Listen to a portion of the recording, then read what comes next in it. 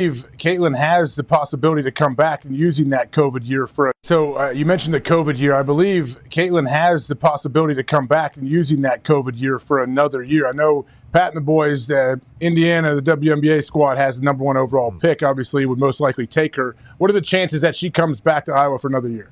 I think CAITLYN Clark absolutely comes back for another year, and for a couple of reasons. Number one, the monetary reasons alone of her staying in college and the amount of money that she's going to be able to make. Yeah, it's going to be more than the WNBA. Now, it's tricky if you talk about going overseas, but if she's not ready to do that and she just wants to stay in the States, then monetarily, it absolutely makes sense for her to stay in college.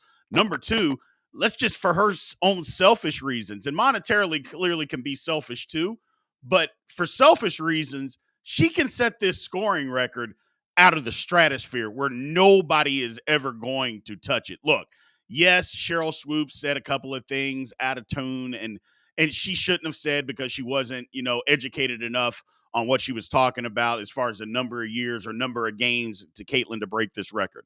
But let's forget that and put that to the side for a second.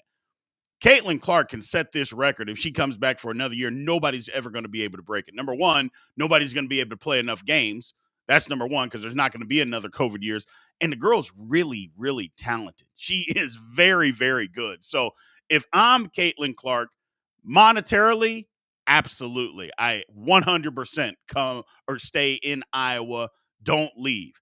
Now, there has been some questions on whether she may leave Iowa if she had an opportunity to go somewhere else, but that's a different conversation for a different day, and whether she jumps into the transfer portal. I'm sure people from Iowa aren't going to like me saying that, but we saw it with Haley Van Lith, so that possibility could be out there. I don't think it's a strong possibility. I would say if she comes back, 99.9% she stays in Iowa and just continues to dominate women's college basketball.